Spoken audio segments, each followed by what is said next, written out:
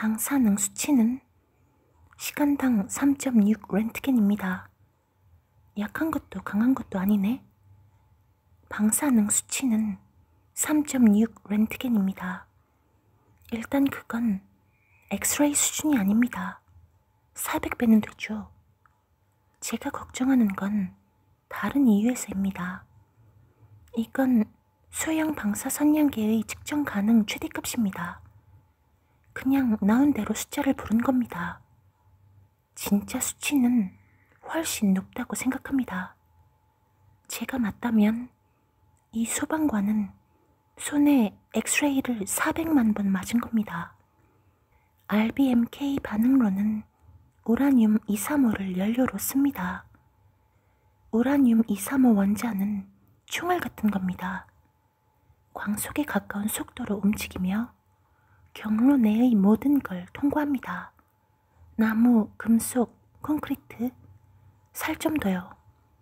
우라늄 235 1g에는 이런 총알이 10의 21제곱개도 넘습니다. 1g에요.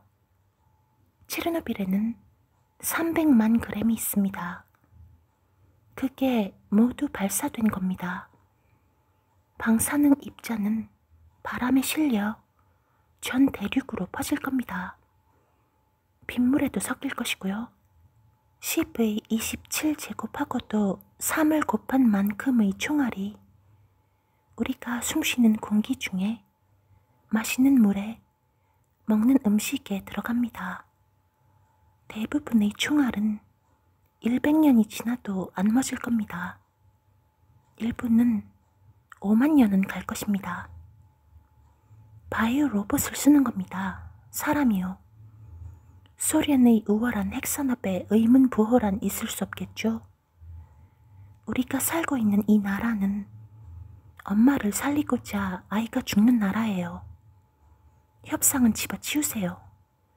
우리 목숨도 집어치우시고요.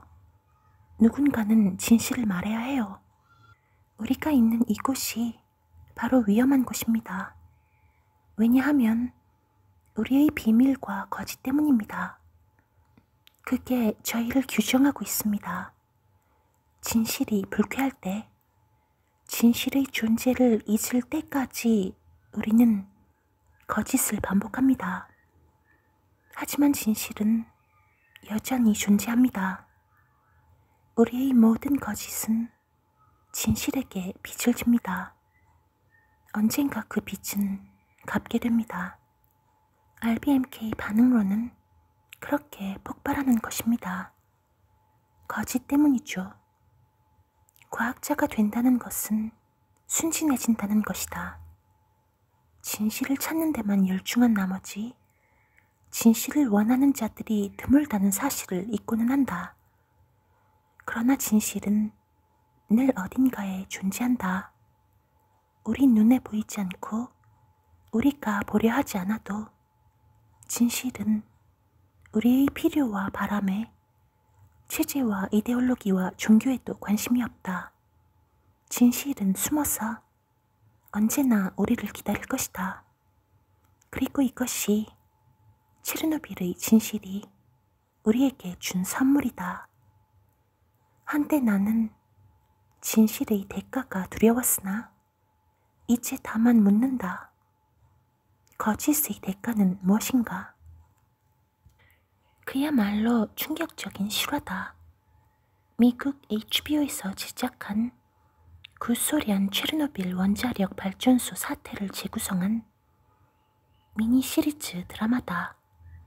엔간한 영화보다 더 충격적이고 굉장히 사실에 입각한 묘사, 캐릭터 정립, 다큐멘터리보다 더 다큐 같은 연출 덕분에 드라마 5편을 보는 내내 소름이 돋는 경험을 쭉 했다. 엄청나게 잘 만든 드라마이고 체르노빌에 조금이라도 관심이 있는 사람이라면 반드시 한 번은 꼭 봐둬야 할 작품이다. 1986년 4월 26일 소련 우크라이나 소비에트 사회주의 공화국, 현재의 우크라이나에서 일어난 사상 최악의 원자력 발전소 폭발 사고가 있었다. 레벨 7로 규정된 원자력 폭발 사고였는데 일본의 후쿠시마 원자력 발전소 폭발 사고 역시 레벨 7이다. 체르노빌 발전소의 부소장인 아나톨리 다틀로프의 지휘 아래 특별한 실험이 진행 중이었다. 그 내용은 원자로의 가동이 중단될 경우 관성으로 도는 터빈이 만들어내는 전기가 얼마나 오랫동안 전력을 공급해 줄 수 있는가 였다. 실험 조건으로는 전격 출력 22에서 33%인 700에서 1000mW에서 100%의 출력을 22에서 33%까지 낮추기 위해 제어봉을 삽입하는 거였다. 이 실험이 실시된 이유는 원전의 안전장치 구조가 완비되었다는 걸 입증하기 위해서였다. 원래는 원전을 설비할 때 완료했어야 할 실험이었지만 공산권 특유의 승리적인 조기 달성을 위해 실험을 완료하지 않은 채로 원전 완공 선언을 하였고 관련자들은 이미 훈장까지 받은 상태였다.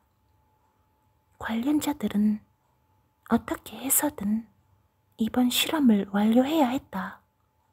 정확하게 체르노빌의 원전이 왜 폭발했는지는 현재까지 밝혀진 게 없다. 미드 체르노빌은 여러 가설들 중 제논 가설을 채택하여 극을 꾸몄다.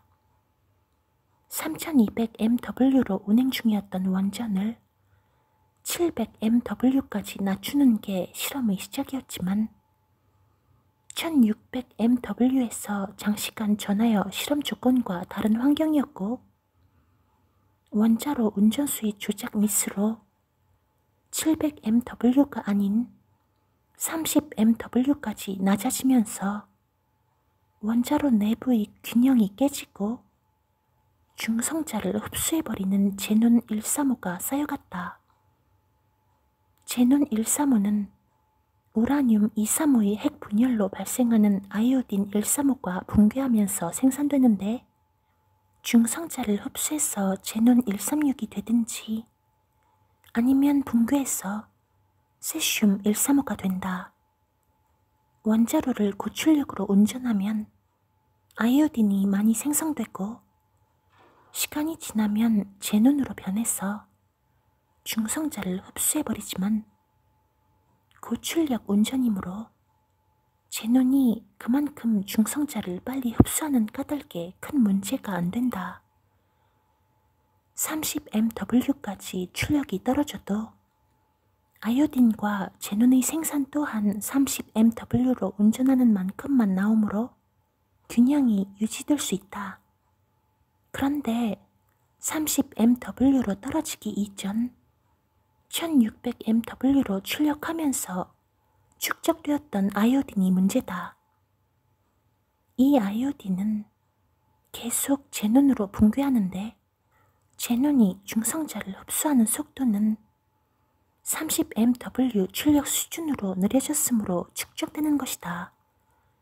한편 1600mW로 저출력 운전하는 도중 제논 135가 쌓이면서 출력이 통제를 벗어났다는 가설로 드라마를 만들었다.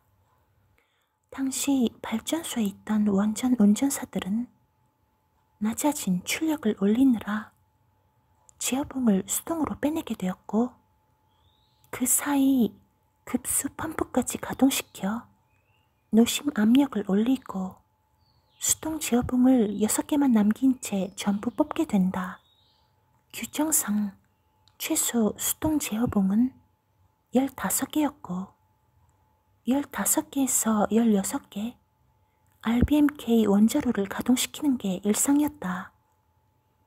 갸틀로프는 실험 매뉴얼만 읊던 상태라서 원전이 어떤 상황인지 전혀 몰랐다.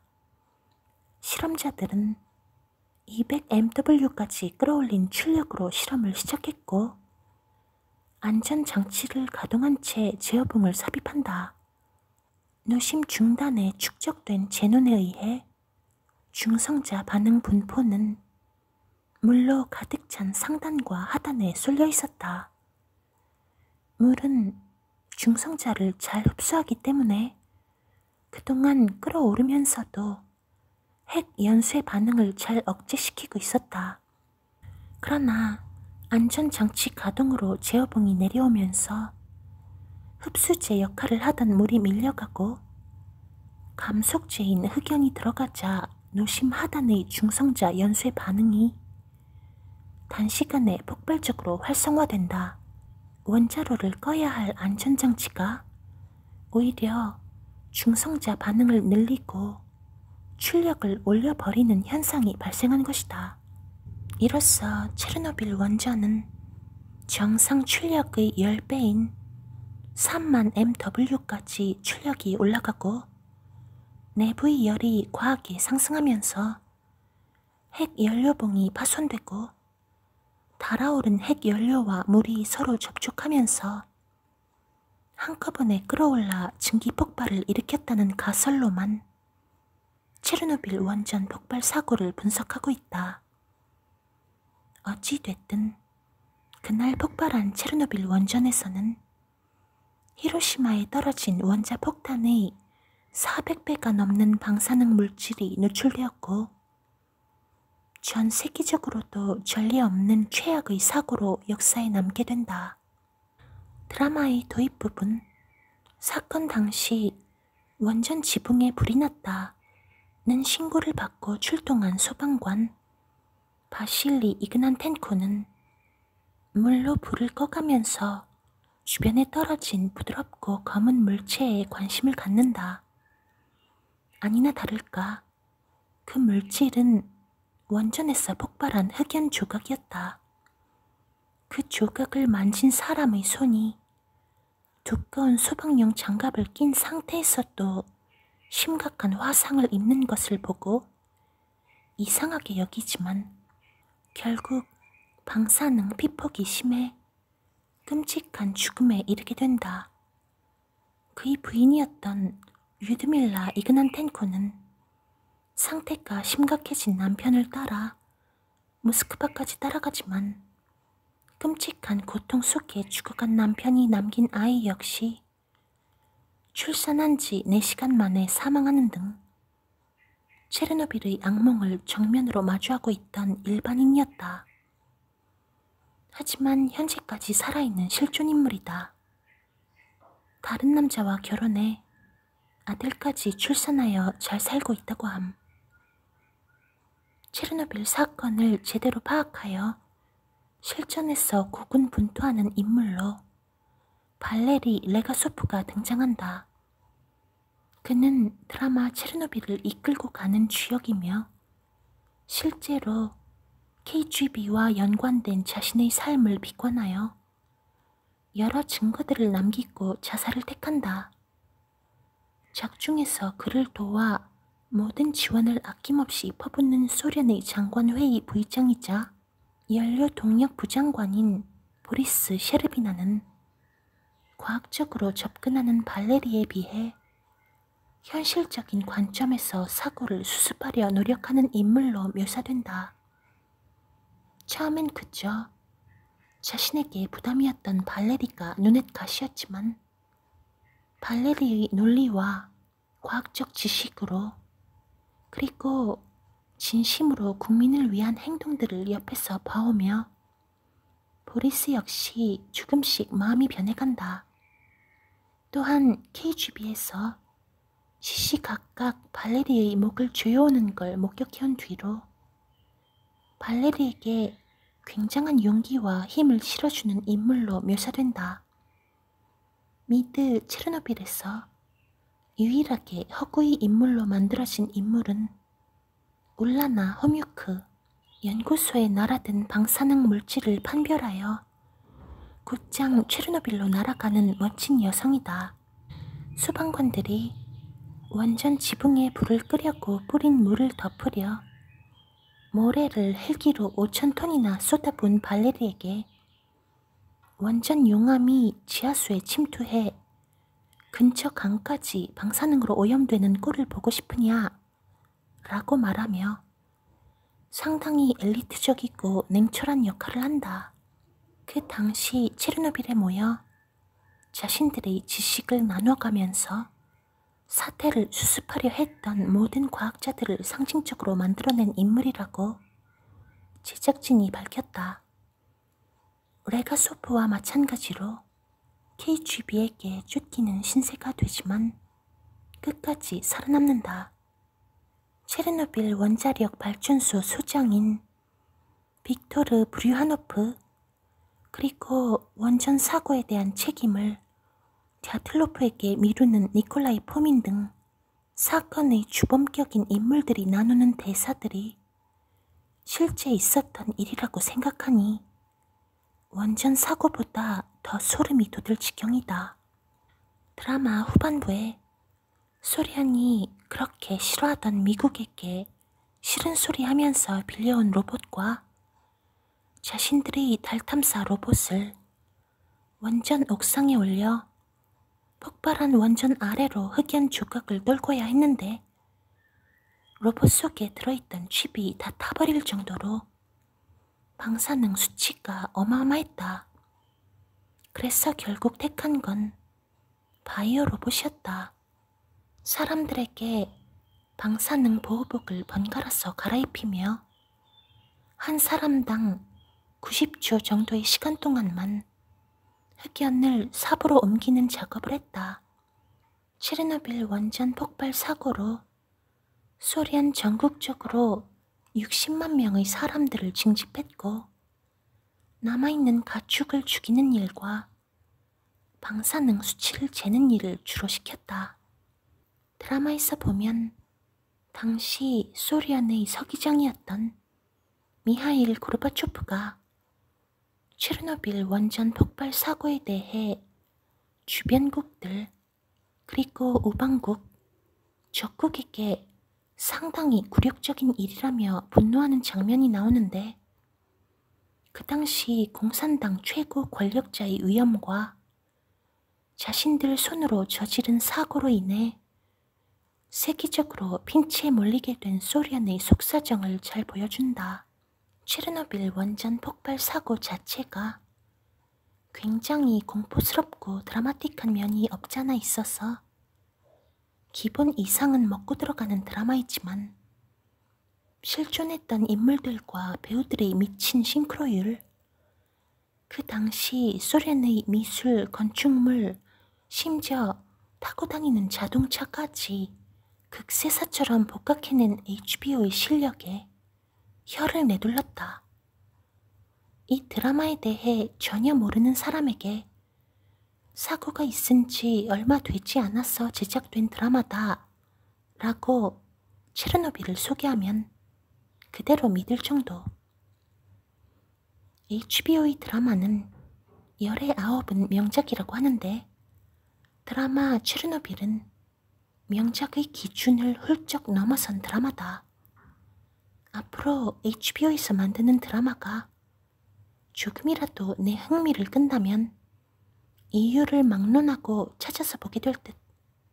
포스팅 초반부에 원자력에 대해 샬라샬라 어려운 말을 잔뜩 써놨지만 드라마를 보면 그날 체르노빌에 무슨 일이 있었는지 단박에 알 수 있다. 마지막 5부에서 발레리 교수가 아주 친절하게 설명을 해주기 때문. 나도 원자력의 이응도 몰랐는데 미드 체르노빌을 보고 나니 이응 정도는 알겠다. 드라마에 나온 것들 중 죽음의 달이 운운하던 건 다 거짓이라고 한다. 일부 다리 위에서 체르노빌 원전 폭발을 구경하던 사람들은 모두 죽지 않았다고.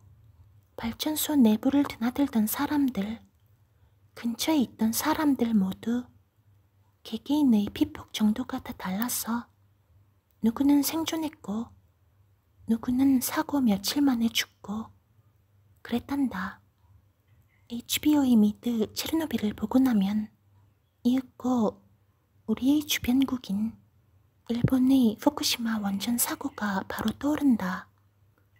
영원히 방사능이 뿜어져 나오고 있는 체르노빌인데 일본 바로 옆에 위치한 우리는 이미 다 조금씩 피폭됐을 듯. 일본 불매운동이 한창이라 다들 눈치 보면서 일본 여행을 안 가고 있는 실정이지만 후쿠시마 원전 폭발 사고 이후 일본 여행 경비가 똥값이라며 룰루랄라 여행을 떠났던 사람들이 생각났다.